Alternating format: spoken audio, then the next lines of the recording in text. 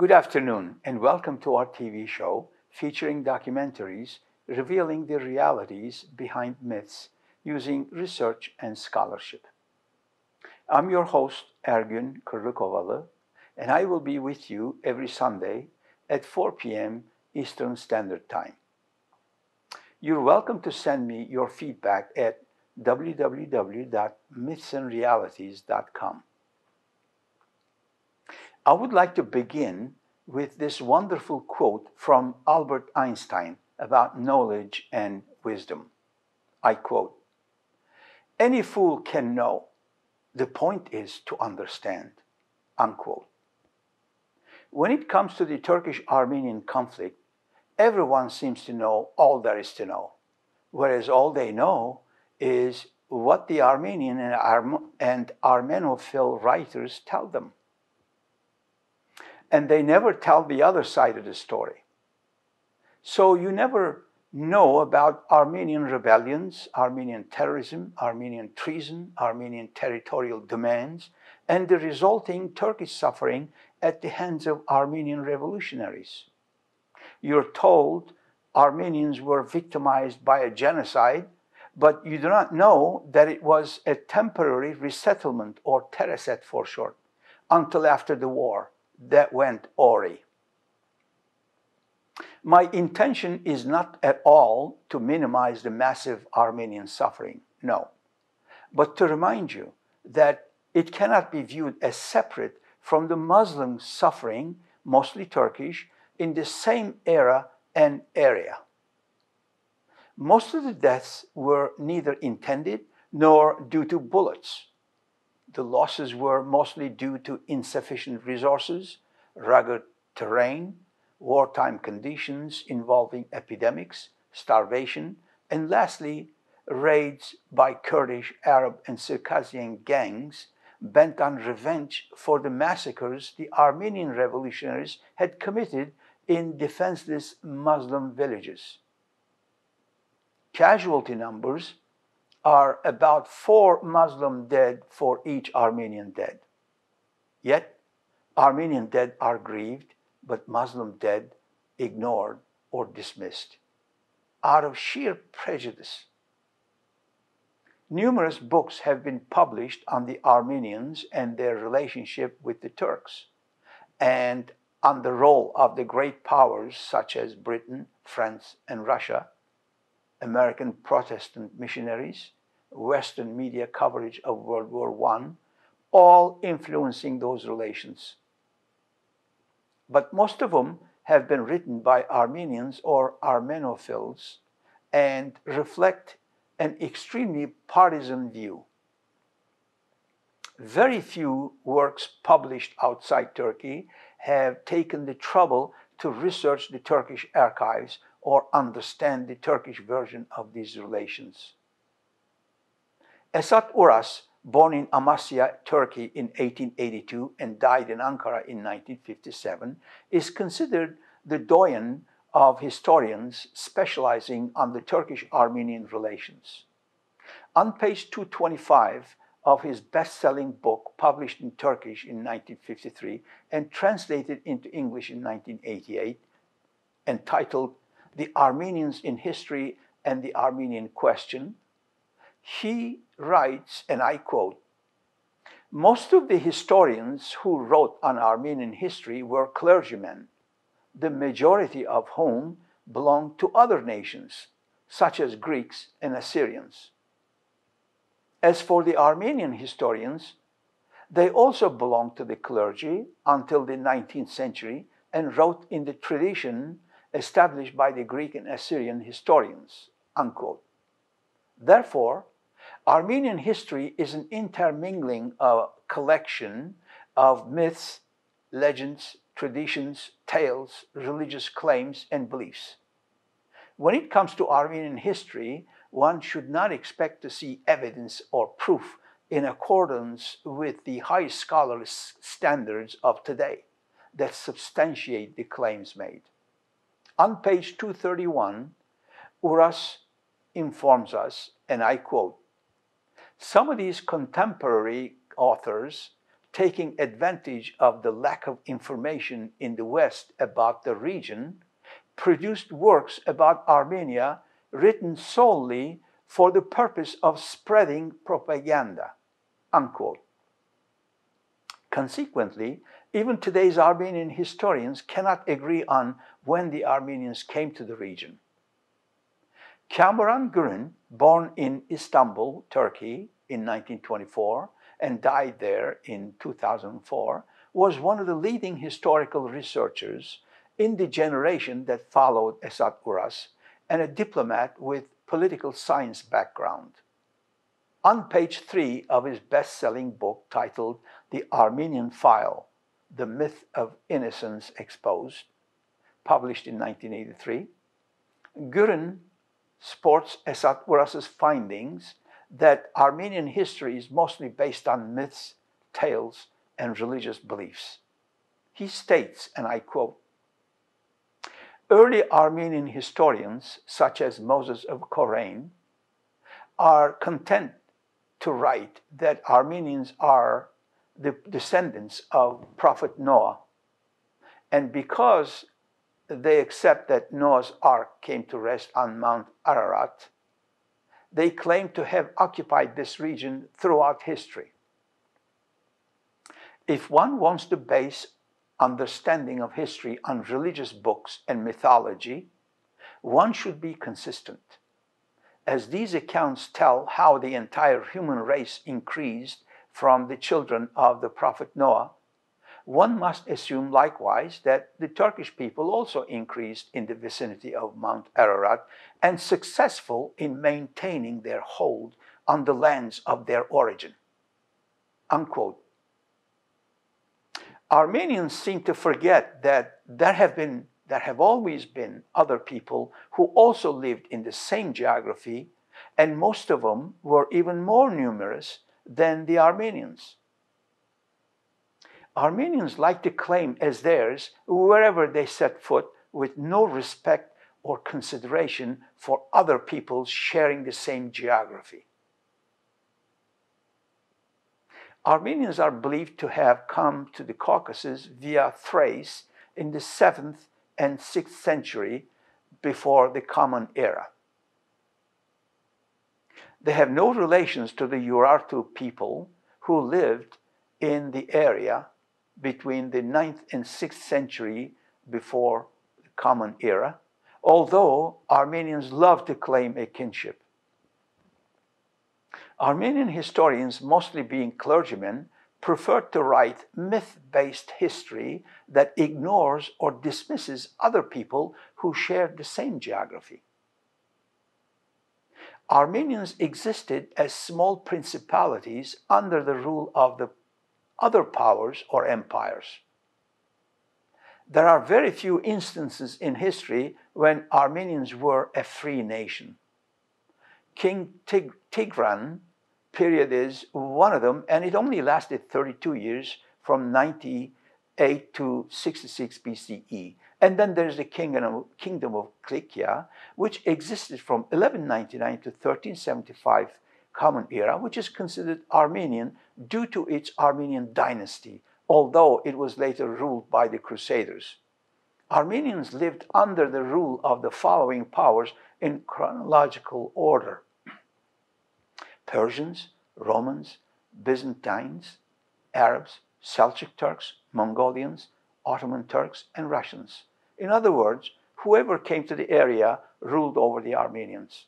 Turks and Armenians have lived in relatively peaceful cohabitation for nearly a millennium. The conflict we hear so much about recently refers to the events of the last 160 years. So what happened that destroyed the peace of many centuries between the Turks and Armenians? There were many uprisings in Anatolia since the first one in Zeytun in 1862. Efforts to reconcile the Turks and Armenians after the 1884-86 events are important. The first full-scale conflict between the Armenians and the Turks took place at Sasun in eastern Turkey, where the Armenian revolutionaries organized a revolt in the summer of 1895. This was followed by other incidents all over Anatolia, where a state of virtual civil war was provoked between the Armenian and Turkish people, resulting in the death of many victims on both sides, and in the destruction of much property.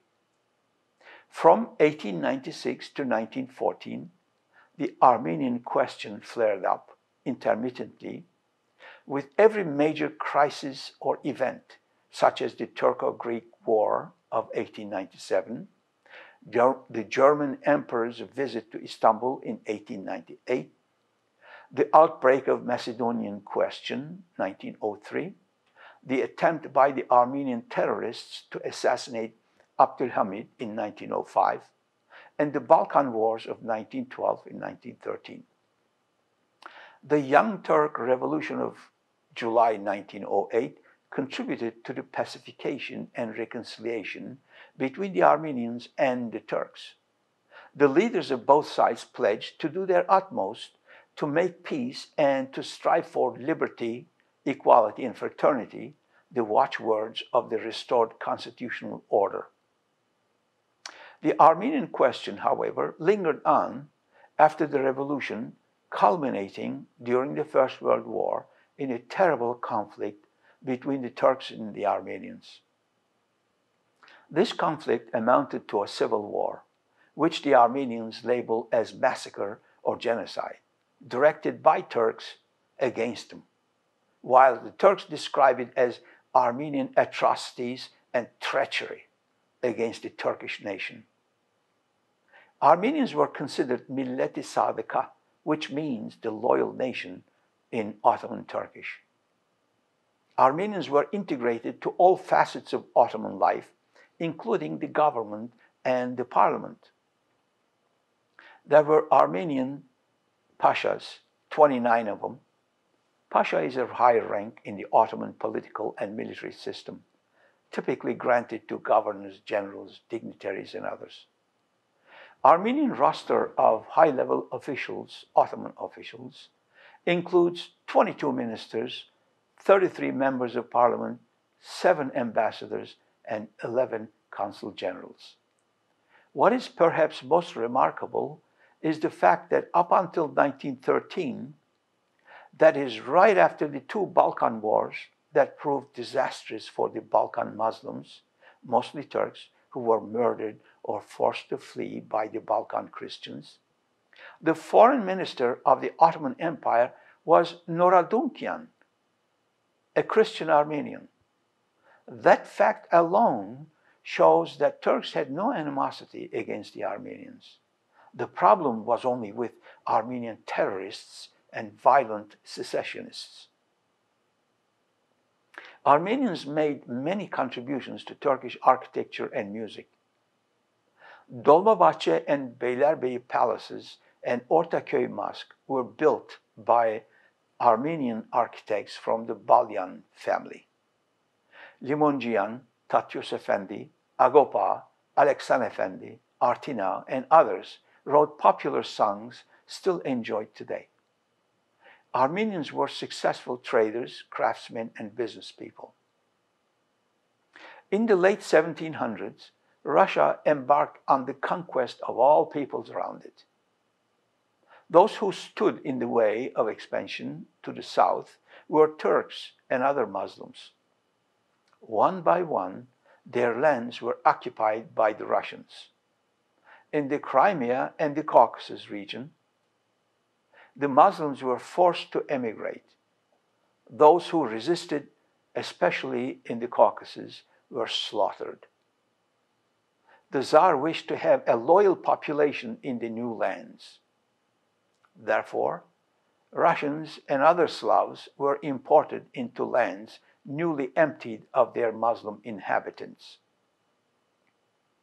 It was not possible to populate all of the conquered lands with Slavs. The Russian population was hard-pressed even in filling the more northerly lands. A different policy had to be adopted south of the Caucasus Mountains. The Armenians who were scattered throughout the Caucasus and in Anatolia and Persia were to be used much as the Slavs had been used farther north as a Christian group that would replace expelled Muslim Turks. Before the Russian invasion of Yerevan, most of the population was Muslim. As the Russians defeated the Turks and Persians in 1828, 30% of the Muslims of Yerevan either died or emigrated. They were replaced with greater numbers of Armenians from Anatolia and Persia, creating what today is Armenia. The exchange of Armenian and Turkish populations continued for a century. With each war between the Russians and the Ottomans, more Muslims died, more fled, and more Armenians came. By 1922, more than 1.5 million Muslims had emigrated from the conquered lands. Starting in 1862, Armenian revolutionary movements sprang up in the Ottoman Empire. They sought to create an independent Armenia in Eastern Anatolia in lands that were 3/4 Muslim in population. The Russians gave their support whenever they felt they could use the revolutionaries. After unsuccessful, bloody uprisings in 1895 and 1909, the revolutionaries' chance came in 1914 when Russia went to war with the Ottoman Empire. Armenian rebellions broke out all over the Ottoman Empire, and Russian arms and even Russian uniforms appeared from hidden caches. Tens of thousands of Armenians formed themselves into guerrilla bands. The largest city of southeastern Anatolia, Van, was captured by the Armenian rebels in April 1915, and many Muslims in the city and surrounding villages were killed. The city was held until it could be turned over to the invading Russian army. Throughout Eastern Anatolia, Armenian bands attacked Muslim villages wherever they could find them. In turn, Turks and especially Kurdish tribesmen attacked Armenian villages. It was the beginning of a bloody war. For 5 years, Armenian peasants and Russian army battled Turkish peasants and the Ottoman army. Most of the peasants undoubtedly wanted no part of the fighting, but were forced by the circumstances to take sides. Starvation and epidemic killed many more people than bullets or knives did. Because of the rebellion, the Ottoman government decided that it could not trust the Armenians. Orders went out to relocate all Armenians from war zones until after the war. The Ottomans, who were fighting a Russian invasion and vainly trying to defend Muslim villages from Armenian insurgents, spared few soldiers to defend the columns of Armenian refugees moving to Syria. Many of the columns were attacked and many Armenians were robbed and killed by Kurdish tribes or corrupt officials. However, to put the suffering of Armenian refugees into perspective, twice as many Muslims as Armenians were forced from their homes because of attacks by Russian soldiers and Armenian guerrillas. When the Russian Revolution destroyed the Tsar's power in Anatolia, a new Armenian republic attempted to hold the territory that the Russians had conquered. They were defeated by the Turks, and as the Armenians retreated, they killed the Turks who fell into their hands. Cities such as Erzincan were left in ruins, with Turkish bodies filling the streets. Armenians who failed to escape with their retreating army were killed as well. In Yerevan and other parts of the Caucasus under the control of the Armenian Republic, Turkish villages were destroyed. and the inhabitants were forced to flee or die. 2/3 of the Muslims who had lived in the province of Yerevan in 1914 were gone at war's end. In the end, almost 300,000 of the Anatolian Armenians had died. Almost 3 million Anatolian Muslims had died, more than 1/3 of them in Eastern Anatolia, and 518,000 of them at the hands of the Armenian revolutionaries. Why have we in the West formed such a one-sided view of the Armenian question? It is a matter of sources and prejudice. The events of World War I in Turkey were seen in the West only through the eyes of American missionaries and Armenian propagandists. American Protestant missionaries had worked extensively with Armenians and had been instrumental in creating Armenian nationalism. The missionaries reported the murders of Armenians by Turks. They did not report the murders of Turks by Armenians that were occurring at the same time. Their reports were collected by the U.S. ambassador to the Ottoman Empire, Henry Morgenthau, who disseminated them. Morgenthau believed that Turks were an inferior race and openly printed his view that Turks had inferior blood.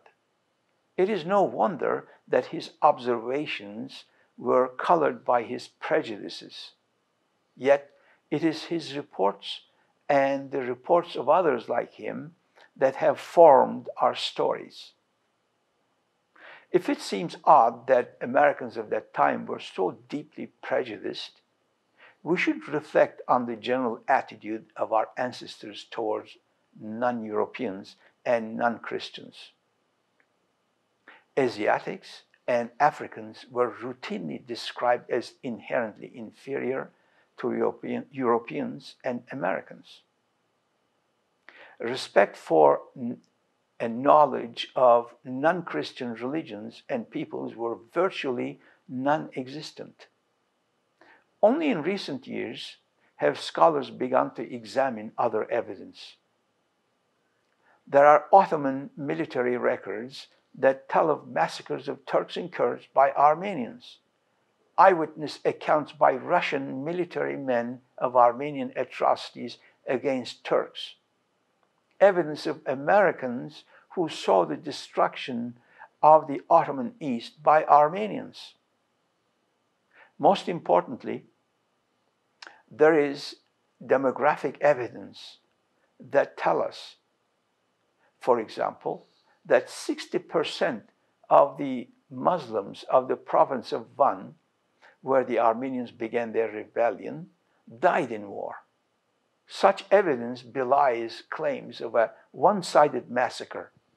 It does very accurately describe an awful war, one in which both sides were heroes and both sides were villains. Those who bring forth such evidence are often vilified as genocide deniers and or pro-Turkish. It would be better, I believe, to approach the Armenian-Turkish conflict as a study of the suffering of both Armenians and the Turks. The nationalist feelings have no place in this study. We should examine the fate of the millions who died in Russia's expansion efforts. We should study what occurs when a government is too weak to defend its people. The important questions are human questions, not national questions. Every April 24th, Armenians gather to remember their dead, grieve for the lost grandparents, as is proper. It should be remembered that Turks too grieve for their dead. Like every other story, this one has another side too. We will continue this civilized dialogue in the next episode. Thank you for joining me. See you next week.